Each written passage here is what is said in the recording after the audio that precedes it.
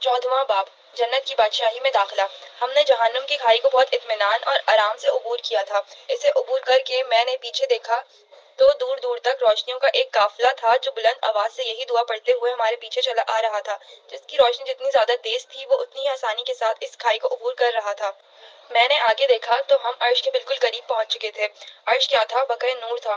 یہ روشنی اور نور کا ایک سیلاب تھا جس کی حقیقت کو الفاظ میں بیان کرنا ممکن نہ تھا۔ یہاں پہنچ کر ہماری اپنی روشنی عرش کی روشنی کے سامنے بے نور ہو گئی۔ عرش کے گرد صف در صف فرشتوں کی قطار تھی جو مؤدبانہ انداز میں ہاتھ باندھے الحمدللہ رب العالمین کا نغمہ جانفر بلند کر رہے تھے۔ ہم بالکل قریب پہنچے تو میں نے دیکھا کہ فرشتوں نے اپنے بیچ سے جگہ چھوڑ رکھی ہے جس سے گزر کر لوگ قطار در قطار عرش کے نیچے داخل ہو رہے ہیں۔ ہم قریب پہنچے تو آواز آئی، میرے بندو تمہیں خوش آمدید، تم آج ختم نہ ہونے والے بادشاہی میں داخل ہو رہے ہو، اپنے رب کی سلامتی میں تم ہمیشہ کے لیے داخل ہو جاؤ۔ ہم فرشتوں سے گزر کر آگے بڑھے تو میں نے صالح کی طرف ایک سوالیہ انداز میں دیکھا۔ اس نے وضاحت کرتے ہوئے کہا، جنت کا راستہ عرش کے نیچے سے ہو کر دائیں طرف مڑ کے آگے آئے گا۔ مگر ہم عرش کے نیچے کیوں جا رہے ہیں؟ براہ راست سیدھی طرف مڑ جائیں۔ صالح ہنس کر بولا، تم ہر بات وقت سے پہلے سمجھنا چاہتے ہو۔ خیر میں بتاتا ہوں۔ عرش کے نیچے جا کر ہر انسان کا آخری تزکیہ ہو جائے گا۔ مگر تزکیہ تو ہم نے دنیا میں کرتے تھے۔ تزکیہ یعنی پاکی کی حاصل کرنا دین کے ہر عمل کا مقصود تھا۔ دین کی پوری جدوجہد کے لیے اسی کے لیے تھی کہ انسان کا نفس پاک ہو جائے۔ مومن دنیا میں اپنے جسم کو صاف ستھرا رکھتا تھا اور اپنی خوراک کو پاکیزہ رکھتا تھا۔ وہ عبادات کے ذریعے اپنی روح اور ایک احکام شریعت پر عمل کر کے اپنی معاشرت، معیشت اور اخلاق کو پاک رکھتا تھا۔ شیطانی ترغیبات، نفسانی خواہشات، حیوانی جذبات، یہ سب نجاستیں تھیں جس سے بچ کر بندہ مومن خود کو پاک رکھنے کی کوشش کرتا تھا۔ یہ دنیا میں اہل ایمان کی کوشش تھی جس کا بدلہ آج رب کی پاکیزہ جنت میں داخلے کی صورت میں دیا جا رہا ہے۔ لیکن اس پاک جنت میں داخلے سے قبل اللہ تعالیٰ خود اہل ایمان کو پاک کریں گے، جس کے بعد ان کی روح، جسم اور اخلاق ہر ناپاکی سے دھل جائے گا۔ کیا مطلب؟ مطلب یہ کہ تمہارا جسم جو دنیا میں خون، نجاست، بدبو اور دیگر ناپسندیدہ چیزوں سے بھرا ہوتا تھا اب نور سے بھر جائے گا، جس کے بعد تمہارے جسم سے فضلات نکلیں گے، نہ بدبو آئے گی اور نہ بدبودار پسینے بہے گا۔ تمہاری سانس کے ساتھ خوشبو آئے گی۔ تمہارے کان، ناک، آنکھ، منہ اور جسم سے کوئی گندگی نہیں نکلے گی۔ اسی طرح تمہارے دل سے ہر منفی جذبات جیسے حسد، تکبر، کینہ، پرائی عورت کے لیے شہوت، نفرت و تعصب وغیرہ ختم ہو جائے گا۔ تمہاری سوچ، نظر، جسم اور روح سب پاکیزہ ہو جائیں گے۔ میں نے خوش ہو کر کہا، سبحان اللہ، پھر تو جینے کا لطف آ جائے گا۔ یہی نہیں بلکہ تمہاری صلاحیتیں اور طاقتیں غیر معمولی طور پر بڑھ جائیں گی۔ تمہیں نیند کی ضرورت ہوگی نہ آرام کی۔ تم تھکو گے نہ نڈھال ہوگے، بور ہوگے نہ بیزار ہوگے، ڈپریس ہوگے نہ ٹینشن کا شکار ہوگے۔ تم جتنا چاہو گے کھاؤ گے، جتنا چاہو گے پیو گے۔ تمہیں بدہضمی ہوگی نہ بیت الخلا جانے کی حاجت۔ تمہارے اندر طاقت کا خزانہ بھر جائے گا۔ تم ہمیشہ صحت مند رہو گے، ہمیشہ جوان رہو گے اور سب سے بڑھ کر اتنے حسین اور خوبصورت ہو جاؤ گے کہ کچھ حد نہیں۔ یہ تمہاری چند اندرونی کیفیت کا بیان ہے۔ خارج کی نعمتیں اور درجات تو ابھی سامنے آنے ہیں۔ کیا سب کے ساتھ یہی ہوگا؟ ہاں، سب کے ساتھ یہی ہوگا، البتہ جس کے اعمال جتنے زیادہ اچھے ہوں گے اس کی طاقت، حسن اور کمال اتنا ہی زیادہ ہوگا۔ میرے منہ سے بے اختیار نکلا، الحمدللہ رب العالمین۔ ہم یہ گفتگو کرتے ہوئے عرش کے بالکل قریب پہنچ چکے تھے۔ صالح نے یہاں پہنچ کر مجھ سے کہا، عبداللہ، اب میں تم سے جدا ہو رہا ہوں۔ تم یہاں داخل ہو گئے تو جنت کے دروازے پر نکلو گے۔ میں وہیں داروغہ جنت کے ساتھ تمہیں مل جاؤں گا۔ تم اطمینان سے آگے بڑھو۔ یہ کہہ کر وہ رخصت ہو گیا۔ میں ایک لمحے کے لیے کھڑا سوچتا رہا۔ اچانک میرے سامنے ایک دروازہ کھل گیا۔ آواز آئی، اے نفس مطمئنہ، اپنے رب کی طرف لوٹ آ، اس طرح کہ تو اس سے راضی ہے اور وہ تجھ سے راضی ہے۔ پھر داخل ہو جا میرے بندوں میں اور داخل ہو جا میری جنت میں۔ میں ان الفاظ سے حوصلہ پا کر آگے بڑھا اور دروازے کے اندر داخل ہو گیا۔ میری زبان پر بے اختیار یہ کلمات جاری تھے، اللہ اکبر، لا الہ الا اللہ، اللہ اکبر وللہ الحمد۔ اندر داخل ہوتے ہی مجھے یہ محسوس ہوا کہ میں ایک راہداری میں آگے بڑھ رہا ہوں۔ یہاں فرش، چھت اور دیواریں سب بالکل سفید دودھیا رنگ کی تھیں۔ اندر داخل ہوتے ہی مجھے ایک بہت خوشگوار احساس ہو رہا تھا۔ میرا اندازہ تھا کہ یہ راستہ غیر محسوس طریقے پر دائیں سمت میں مڑ رہا ہے۔ میں کچھ ہی دور گیا تھا کہ اچانک رنگ و نور کے مرغلوں نے میرا احاطہ کر لیا۔ قوس و قزح کے رنگ میرے اطراف میں جگمگانے لگے۔ میں پورے سکون و اعتماد کے ساتھ آگے بڑھتا گیا۔ یکایک نور کی ایک چادر میرے میرے آر پار ہو گئی۔ اس کے ساتھ ہی میرے وجود کا ریشہ ریشہ لطف و سرور کے احساس میں ڈوب گیا۔ مجھے لگا کہ میں ہواؤں میں اڑ رہا ہوں، میرا جسم بالکل بے وزن اور ہلکا ہو گیا۔ مجھے لگا کہ میرا جسم تحلیل ہو گیا ہے اور میں صرف روح کی شکل میں باقی ہوں۔ میں بے خود ہو کر آگے بڑھتا رہا۔ کچھ ہی دیر بعد پھر وہی دودھیا راہداری میرے سامنے تھی اور میں اس میں چلا جا رہا تھا، مگر اب میرے احساسات میں زمین و آسمان کا فرق آ چکا تھا۔ مجھے لگ رہا تھا کہ میں بدل کر کچھ سے کچھ ہو چکا ہوں۔ قوت، طاقت، سکون اور اطمینان اور اعتماد کی ایک ناقابل بیان کیفیت تھی جس میں چلا جا رہا تھا کہ اچانک مجھے ٹھہرنا پڑا۔ میرے سامنے ایک ایسا مقام تھا جہاں سے 8 راستے نکل رہے تھے۔ ہر راستے پر یہ درج تھا کہ یہ راستہ جنت کے کس دروازے پر نکلے گا۔ میں یہ پڑھنے کی کوشش کر رہا تھا کہ کیا لکھا ہے کہ ایک آواز آئی، شہداء کے دروازے سے اندر چلے جاؤ۔ میں نے غور کیا تو دائیں طرف پہلا دروازہ انبیاء کا تھا اور اس کے برابر میں دوسرا دروازہ صدیقین اور پھر شہداء کا دروازہ تھا۔ میں اسی میں داخل ہو گیا۔ یہ بھی ایک راہداری تھی جو ایک دروازے پر ختم ہو رہی تھی۔ میں اس دروازے سے باہر آ گیا۔ اس سے پہلے کہ میں باہر نکل کر کسی چیز کا جائزہ لیتا، میں نے اپنے سامنے صالح کو موجود پایا۔ اس کے ساتھ ایک فرشتہ کھڑا ہوا تھا۔ صالح کے بجائے اس نے آگے بڑھ کر میرا استقبال کیا اور کہا، السلام علیکم، ہمیشہ باقی رہنے والی جنت کی اس بستی میں آپ کو خوش آمدید۔ صالح نے مجھے آپ کا نامہ اعمال دیا جس میں آپ کا نام عبداللہ بیان ہوا ہے، مگر اس کے ساتھ اعزازات اتنے لکھے ہوئے تھے کہ مجھے سمجھ نہیں آتا کہ آپ کو کیا کہہ کر مخاطب کروں۔ صالح نے مداخلت کرتے ہوئے کہا، سروستے سردار عبداللہ سے کام چلائیے، کیونکہ مجھے اللہ تعالیٰ نے ان کی موت کے بعد یہ کہہ کر ان کے استقبال کے لیے بھیجا تھا کہ میرا بندہ عبداللہ سردار ہے، اسے لے کر میرے پاس آؤ۔ ٹھیک ہے سردار عبداللہ، ختم نہ ہونے والی بادشاہت میں آنا مبارک ہو۔ یہ کہتے ہوئے اس نے مجھ سے معانقہ کیا۔ ہمارے میزبان کا نام کیا ہے؟ معانقہ کرتے ہوئے میں نے صالح سے پوچھا۔ یہ میزبان نہیں، دربان ہے اور ان کا نام رضوان ہے۔ رضوان ہنستے ہوئے بولے، یہاں میزبان آپ ہیں سردار عبداللہ، یہ آپ کی بادشاہی ہے، ذرا دیکھیے تو آپ کہاں ہیں؟ اس کے کہنے پر میں نے نظر دوڑائی تو دیکھا کہ میں ایک بالکل نئی دنیا میں داخل ہو چکا ہوں۔ یہاں آسمان و زمین میں بدل کر کچھ سے کچھ ہو چکے ہیں۔ نئے آسمان اور نئی زمین پر مشتمل یہ ایک ایسی دنیا تھی جہاں یقیناً سب کچھ تھا، مگر اس کے حسن اور کاملیت کو بیان کرنے کے لیے میرے پاس الفاظ نہیں تھے۔ میں زندگی بھر ایک قادر الکلام شخص رہا، مجھے زبان و بیان پر غیر معمولی عبور حاصل تھا۔ الفاظ میری دہلیز پر سجدہ کرتے اور اسالیب مجھ پر القا ہوتے۔ خدا نے مشکل سے مشکل حقائق کے بیان کو ہمیشہ میرے لیے بے حد آسان کیے رکھا تھا، مگر اس لمحے مجھے اندازہ ہوا کہ دنیا کی ہر زبان ان حقیقتوں کو بیان کرنے سے عاجز ہے جو میرے سامنے موجود تھیں۔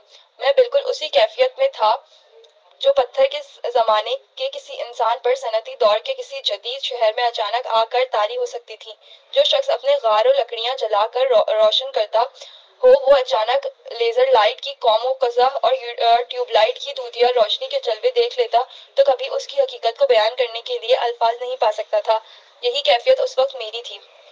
صالح میری بے خودی دیکھ کر بولا، سردار عبداللہ، بے خود ہونے کے لیے ابھی بہت کچھ ہے، بہتر ہے کہ آپ اپنی منزل کی طرف چلیے۔ رضوان نے ایک راستے کی طرف اشارہ کرتے ہوئے کہا، چلیے آپ کی رہائش گاہ کا علاقہ اس سمت میں ہے۔ ہم آگے بڑھے۔ ایک دبیز سرخ رنگ کا قالین اس راستے میں بچھا ہوا تھا۔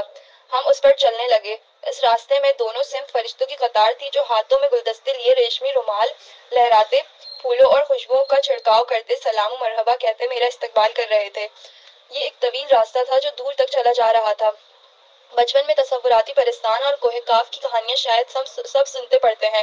یہ راستہ ایسے ہی کسی پرستان میں جا کر ختم ہو رہا تھا۔ دور سے اس پرستان کی بلند و بالا تعمیرات نظر آ رہی تھیں۔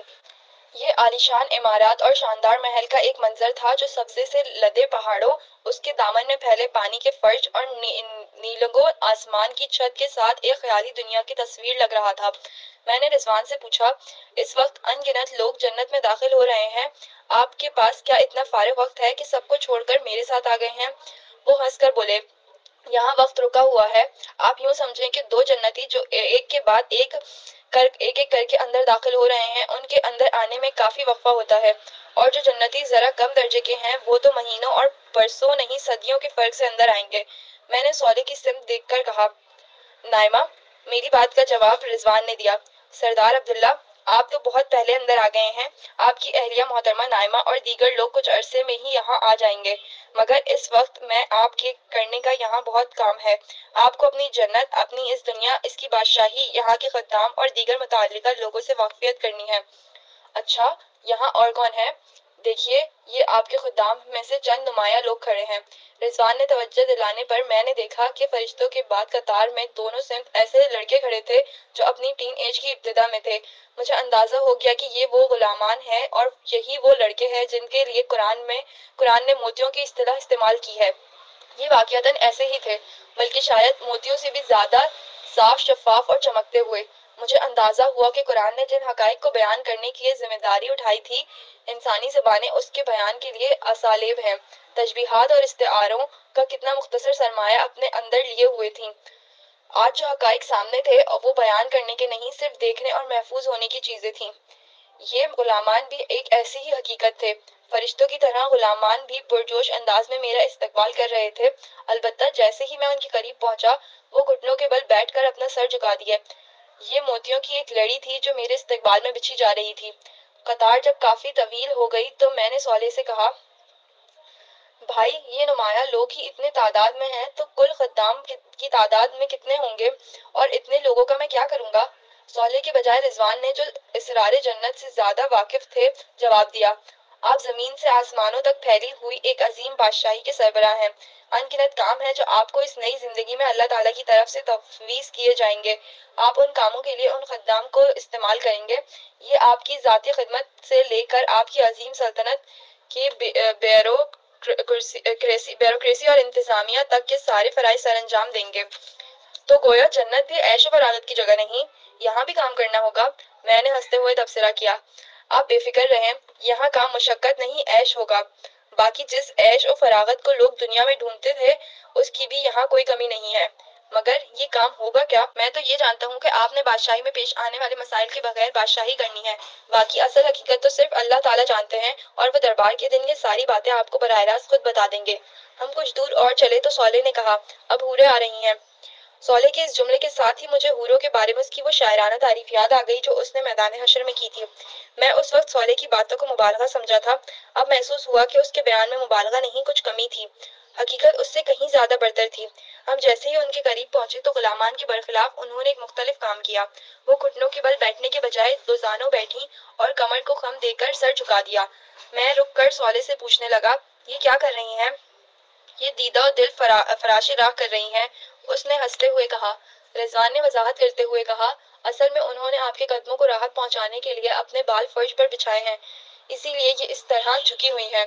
اس کے کہنے پر میں نے غور کیا کہ وہ اس طرح سر کو جھٹکا دے کر جھک رہی ہیں کہ دونوں سمتوں سے ان کے بال زمین پر بچھ کر ایک ریشمی فرش بناتے جا رہے ہیں۔ حسن کی یہ ادا میں نے زندگی میں پہلی دفعہ دیکھی تھی۔ میں پورے اعتماد و وقار کے ساتھ مسکراتا ہوا آگے بڑھ رہا تھا، جب میرے قدموں نے ریشمی زلفوں سے بنے اس فرش کو چھوا تو سرور کی ایک لہر میری روح میں اندر تک تیرتی چلی گئی۔ مجھے پہلی دفعہ احساس ہوا کہ اگرچہ میرے جسم پر انتہائی لطیف، مخملی اور دیدہ زیب شاہی لباس تھا، لیکن میں نے جوتے نہیں پہن رکھے تھے۔ اس دوران میں رضوان نے مجھے ان حور و خادمان کے متعلق مزید بتاتے ہوئے کہا، ان حور و غلامان کے ظاہر سے ان کے بارے میں کسی غلط فہمی کا شکار نہ ہوئیے گا۔ یہ لڑکے اور لڑکیاں انتہائی غیر معمولی وقتوں اور صلاحیتوں کے مالک ہیں۔ یہ لوگ آپ کے حکم پر زمین و آسمان پر ایک کر دینے کی صلاحیت رکھتے ہیں۔ یہ الگ بات ہے کہ یہ آپ سے اتنی محبت کرتے ہیں کہ آپ کے لیے جام شراب بھرنے کو بھی اپنی سعادت سمجھتے ہیں۔ اللہ تعالیٰ نے ان کو جو کچھ دیا ہے، ابھی آپ کو اس کا معمولی سا اندازہ بھی نہیں ہے۔ میں رضوان کی بات کے جواب میں خاموش رہا۔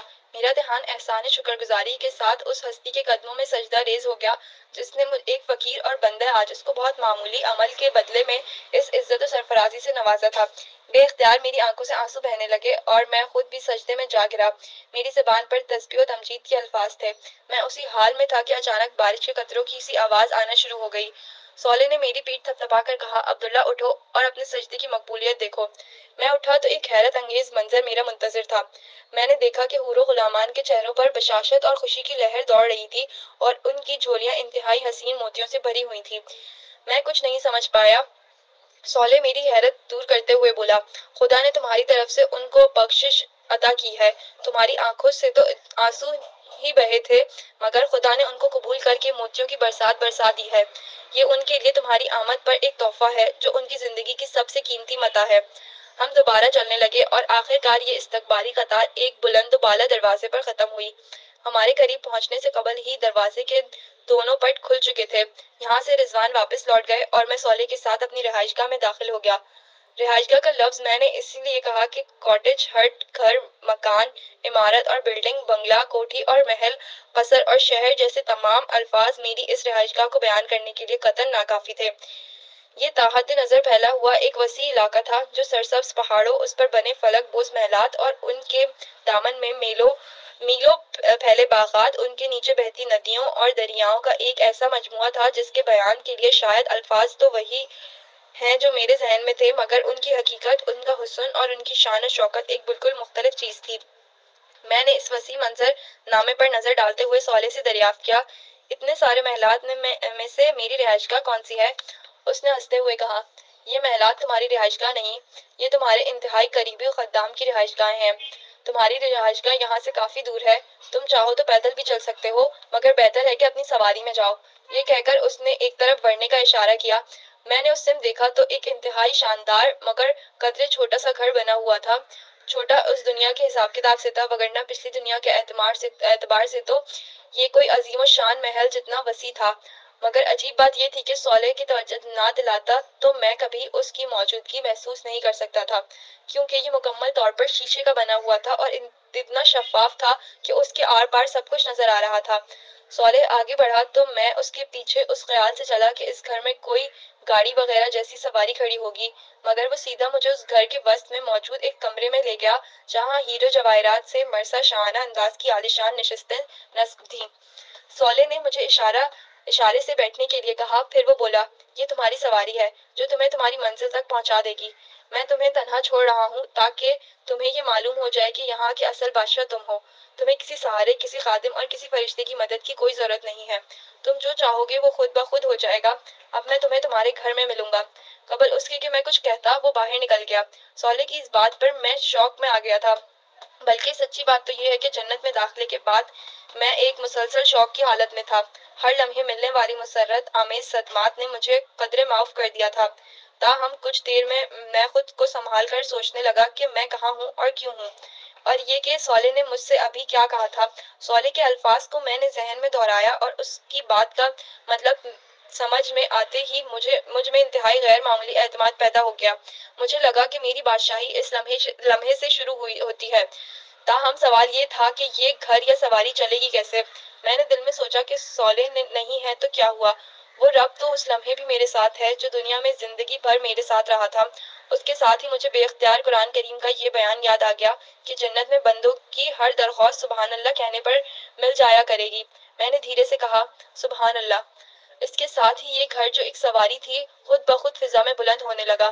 میں خوشی سے کھلکھلا اٹھا اور میں نے زور سے پکار کر کہا، بسم اللہ مجریہا و مرساہا۔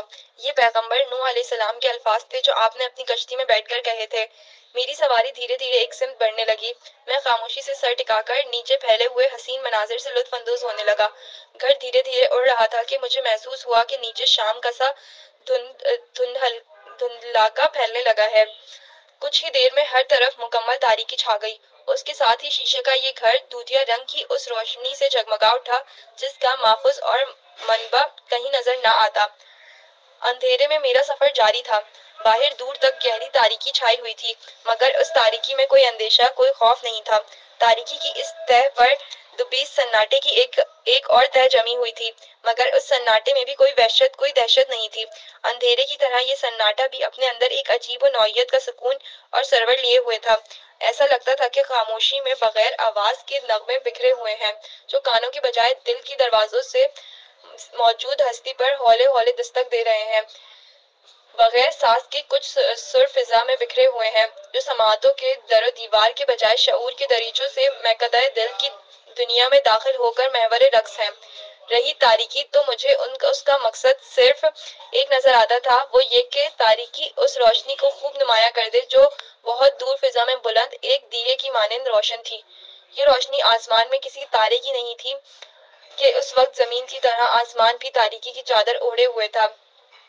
یہ روشنی ایک بلند پہاڑ کی چوٹی سے اٹھ رہی تھی۔ اندھیرے میں یہ روشنی کافی حسین اور دلکش لگ رہی تھی، اتنی کہ اس سے نظر ہٹانے کا دل نہیں چاہتا تھا۔ پھر میں نے سوچا کہ اس اندھیرے میں دیکھنے کو اور رکھا ہی کیا ہے۔ میرے دل میں خواہش پیدا ہوئی کہ کیا ہی اچھا ہوتا کہ میں دیکھ سکتا کہ اس روشنی میں نیچے کا منظر کیسا نظر آ رہا ہے۔ میں نے سبحان اللہ کہا، جس کے ساتھ ہی تاریکی چھٹ گئی اور نیچے کا منظر صاف نظر آنے لگا۔ نیچے تا حد نظر وسیع عریض پھیلا ہوا تھا۔ پھیلا ہوا ایک سبزہ اور شاداب میدان تھا، جس کے عین وسط میں سنگ مرمر کا ایک سفید پہاڑ نظر آ رہا تھا۔ یہ کسی پہاڑی سلسلے کا کوئی حصہ نہیں، بلکہ تنہا و یکتا سنگ مرمر کا ایک بلند ٹیلہ تھا، جو زمین کے سینے پر کسی تنہا ستون کی طرح ایسا ایستادہ تھا۔ اس پہاڑ کی چوٹی بلند ہوتے ہوتے ایک نیزے کی طرح کی نوک باریک ہو کر ختم ہو رہی تھی، مگر یہ پہاڑ کا خاتمہ نہ تھی، بلکہ یہ نوک اس عظیم الشان اور عالی شان محل کی بنیاد کا کام کر رہی تھی، جو عین اس کے سر پر بنا ہوا تھا۔ مجھے یہ منظر حقیقت سے زیادہ کسی مصور کے تخیل کا شاہکار محسوس ہو رہا تھا، اسی لیے کہ میدانوں میں ایسے پہاڑ کی اتنی باریک چوٹی اور چوٹی کے سہارے کھڑے ایسے محل حقیقت میں نہیں موجود ہوا کرتے، مگر وہ پچھلی دنیا کی باتیں تھیں۔ اب تو آزمائش اور طبی قوانین کی وہ سابقہ دنیا ختم ہو چکی تھی، ایک نئی دنیا وجود میں آ چکی تھی، جس میں میری بادشاہی تھی اور میں تھا۔ میں نے سوچا کہ انسانی تاریخ ہزاروں لاکھوں برس کا سفر طے کر کے دور توحید میں داخل ہو چکی ہے، جب زمین کا انتظام خدا کے فرشتوں نے سنبھال کر ہر ناممکن کو ممکن کر دیا اور ایک ایسی دنیا بنا دی جس کی تاریکی اور ہر خوف اور خاموشی ہر اندیشے سے پاک ہے، جس کا اندھیرا چراغاں کا حصہ اور خاموشی موسیقی کا سامان ہوا کرتی ہے۔ میری خواہش پر ایک دفعہ پھر تاریکی چھا چکی تھی۔ تاریکی سے مجھے خیال آیا کہ کچھ اہل جہنم کا حال بھی دیکھوں۔ میں نے سبحان اللہ کہا اور اس کے ساتھ ہی میرے بائیں طرف نیچے کی سمت ایک اسکرین سی نمودار ہو گئی، جس پر جو منظر نمودار ہوا وہ حد درجہ دہشت ناک تھا۔ یہ جہنم کے وسطی حصے کا منظر تھا۔ خوفناک اور توانا فرشتے بھڑکتی ہوئی آگ سے چند انتہائی بدہیبت اور بدشکل انسانوں کو گھسیٹ گھسیٹ کر باہر نکال رہے تھے۔ ان کے گلوں میں توق تھے اور ہاتھ پاؤں میں بھاری اور نوکیلی زنجیریں بندھی ہوئی تھیں۔ ان کے چہرے کا گوشت آگ میں جھلس چکا تھا۔ ان کے جسم پر تارکول کا بنا ہوا لباس تھا، جس سے سلگتی آگ ان کے گوشت کو جلا رہی تھی۔ وہ شدت تکلیف کے مارے چیخ رہے تھے، رو رو کر اللہ سے فریاد کر رہے تھے کہ انہیں ایک دفعہ دنیا کی زندگی میں جانے کا موقع دیا جائے، پھر وہ کبھی ظلم، کفر اور ناانصافی کے قریب بھی نہیں پھٹکیں گے۔ مگر وہاں چیخنا، رونا اور دانت پیسنا سب بے سود تھا۔ پھر ان جہنمیوں نے چلا چلا کر پانی مانگنا شروع کیا تو فرشتے ان کو گھسیٹتے ہوئے پانی کے کچھ چشموں تک لے گئے۔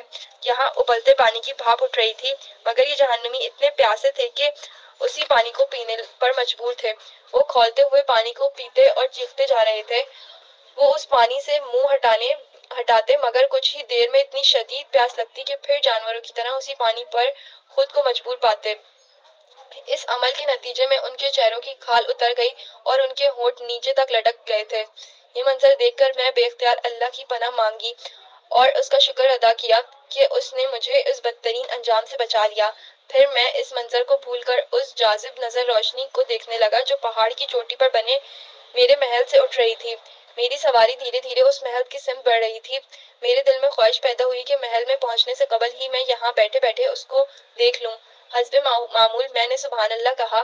یکایک میرا کمرہ سینما گھر میں بدل گیا، مگر اس سینما کا اسکرین سامنے نہ تھا، بلکہ دائیں بائیں، سامنے اور اوپر کی سمت محل کا منظر کسی 3D فلم کی طرح چلنے لگا۔ مجھے محسوس ہوا کہ میں خود محل کے اندر موجود ہوں اور سب کچھ دیکھ سن سکتا ہوں۔ آج یہاں جشن کا سماں تھا۔ بلند پہاڑ کی چوٹی پر میرا یہ شاندار محل بقعہ نور بنا ہوا تھا۔ بغیر کمکموں کے پھوٹتی ہوئی روشنیاں اور بغیر کسی شمع کے منور ہوتے فانوس اس شاندار محل کو اندھیرے کے سمندر میں روشنی کا ایک جزیرہ بنائے ہوئے تھے۔ یہ روشنی ہر سمت اور ہر رخ سے پھوٹ رہی تھی۔ یہ روشنی سے زیادہ رنگ و نور اور قوس و قزح کی وہ برسات لگتی تھی جو نگاہوں کے راستے احساسات کی دنیا کو ہر لمحہ ایک نئی لذت سے روشناس کراتی تھی۔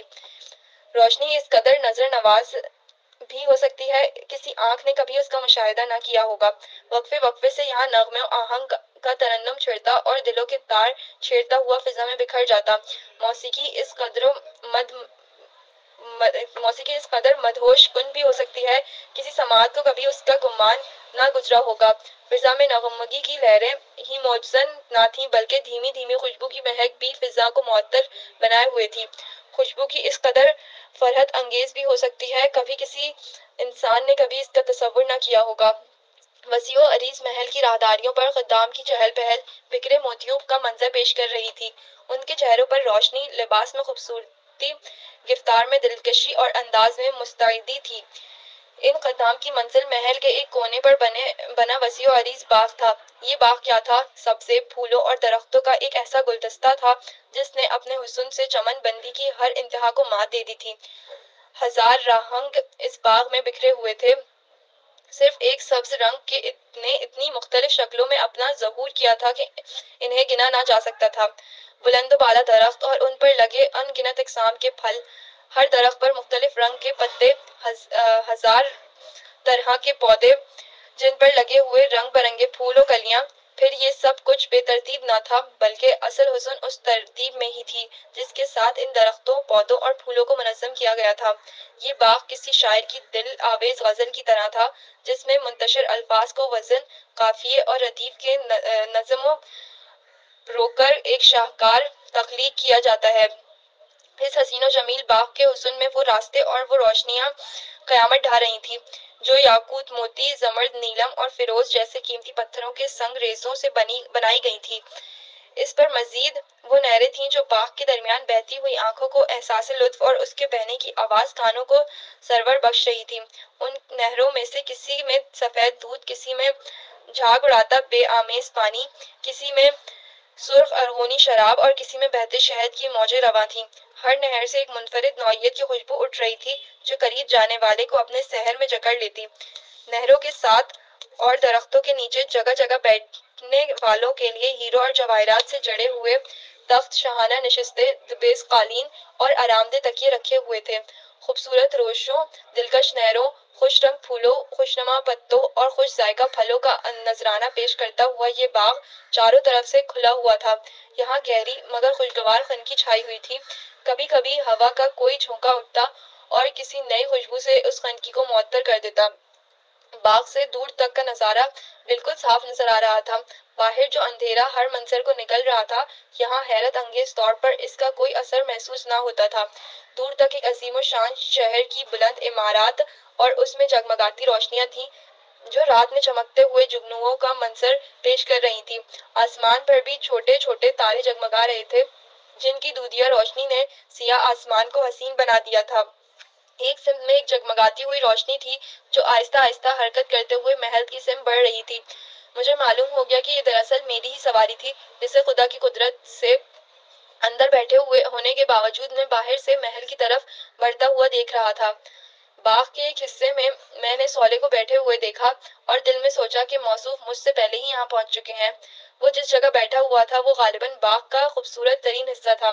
اس کے ارد گرد کا فرش شفاف شیشے کی طرح تھا۔ فرش اتنا شفاف تھا کہ دور تک نیچے کا منظر صاف نظر آ رہا تھا۔ فرش کے نیچے ایک ڈھلتی ہوئی حسین شام کا منظر تھا جس میں سرسبز گھاس اور رنگین پھولوں سے ڈھکے میدان اور ان کے بیچ میں بہتے دریا انتہائی خوش منظر نظارہ پیش کر رہے تھے۔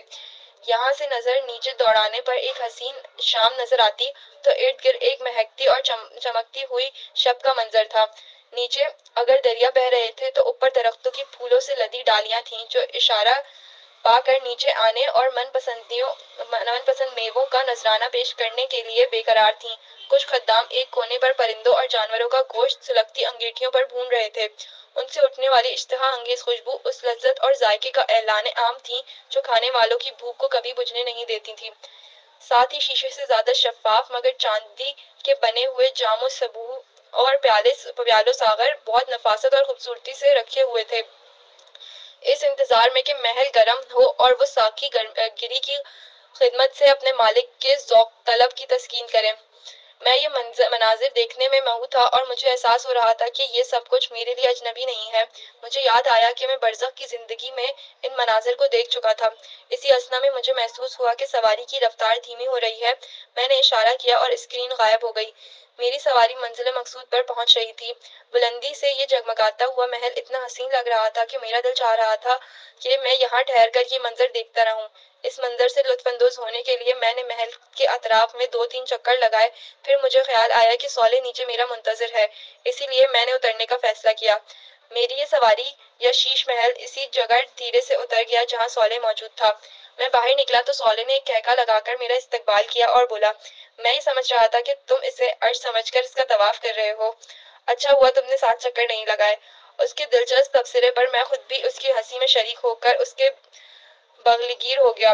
پھر وہ مجھ سے علیحدہ ہوتے ہوئے بولا، تم پہلے اپنے محل کا معائنہ کرو گے یا کھانے پینے کا ارادہ ہے؟ میں تو اس رہائشگاہ کے حسن سے مبہوت ہو کر رہ گیا ہوں، میں سوچ بھی نہیں سکتا تھا کہ خوبصورتی اس طرح بھی تخلیق کی جا سکتی ہے۔ عبداللہ، یہ تو صرف آغاز ہے۔ اس وقت سے لے کر دربار والے دن تک جو کچھ بھی تم دیکھو گے، قرآن ان سب کو نزل یعنی ابتدائی مہمانی کا سروسامان کہتا ہے۔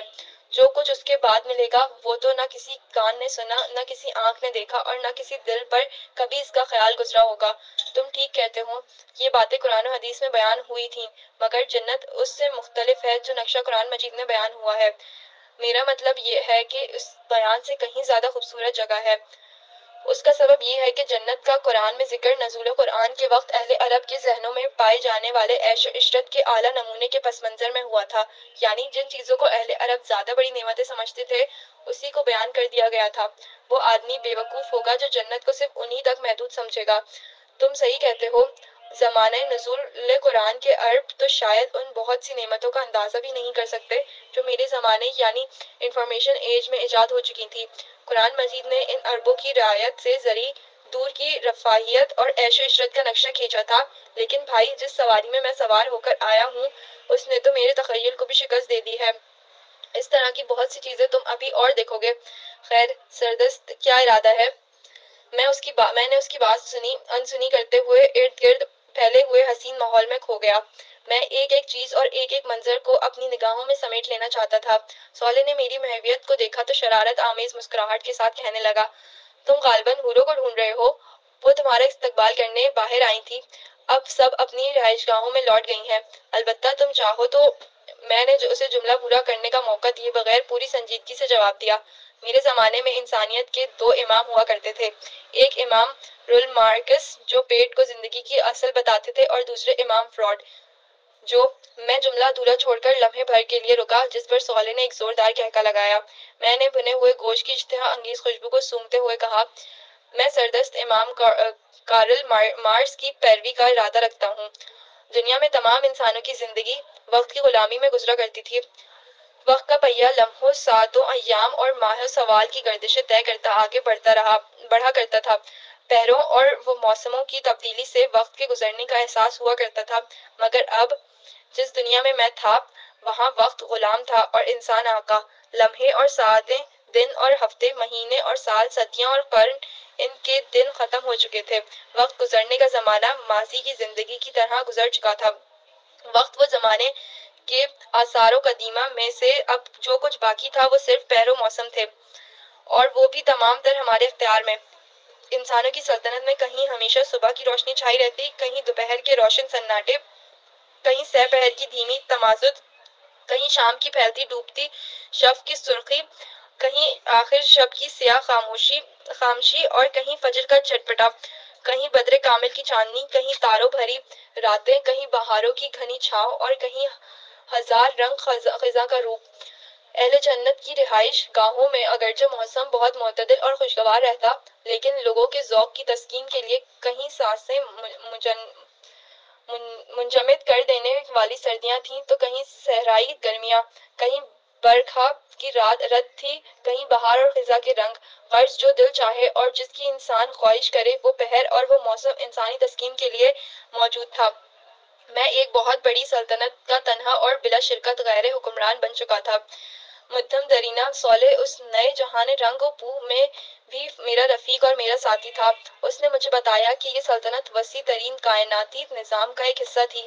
اس نئے نظام میں تقسیم اس طرح تھی کہ تمام اہل جنت کی رہائش اسی زمین پر تھی جہاں ہزاروں لاکھوں برس تک انسانوں کی آزمائش ہوتی رہی۔ اہل جنت میں 2 کلاسیں تھیں، ایک عوام اور دوسرے خواص۔ عوام یا کم درجے کے اعمال والے وہ لوگ تھے جنہیں انعام میں ایک یا ایک سے زیادہ ستاروں اور سیاروں کو دے دیا گیا تھا۔ یہ بتانے کی شاید ضرورت نہیں کہ اب یہ ستارے آگ اور اندھیروں کا مسکن نہیں رہے تھے، بلکہ بدل کر حسین جنتوں پر اور پرفضا وادیوں میں بدل چکے تھے۔ خواص جنت کی حکمران کلاس تھی۔ ان میں پہلے شہداء اور صدیقین تھے۔ ان کو اربوں خربوں ستاروں پر مشتمل کہکشاؤں کی بادشاہی اور حکمرانی دی گئی تھی۔ میں ایسی ہی ایک کہکشاں کا حکمران تھا۔ اس سے اوپر انبیاء کرام تھے جو ان گنت کہکشاؤں پر مشتمل مجموعوں کے حکمران تھے۔ زردست یہ بات ایک راز تھی کہ کس کو کون سی جگہ کی حکمرانی ملنی ہے، وہاں کیا کرنا ہوگا۔ صالح نے مجھے بتایا کہ یہ سب کچھ اللہ تعالیٰ دربار کے دن بیان کریں گے۔ اسی روز ہر شخص کو اس کی سلطنت رسمی طور پر دے دی جائے گی۔ فی الوقت تو لوگ صرف زمین پر مقیم تھے اور بقول صالح کے ان کو جو کچھ نعمتیں یہاں مل رہی تھیں وہ بس ابتدائی مہمان نوازی کی نوعیت کی چیزیں تھیں۔ اصل نعمتیں جن کو کسی آنکھ نے نہ دیکھا، نہ کسی کان نے سنا اور نہ کسی دل پر ان کا گمان گزرا، دربار والے دن کے بعد ہی ملنا شروع ہوں گی، جب رسمی طور پر ان کے اعزازات اور مناقبت کا اعلان ہوگا۔ البتہ تب لوگوں کو پروٹوکول ان کی حیثیت کے مطابق ہی دیا جا رہا تھا۔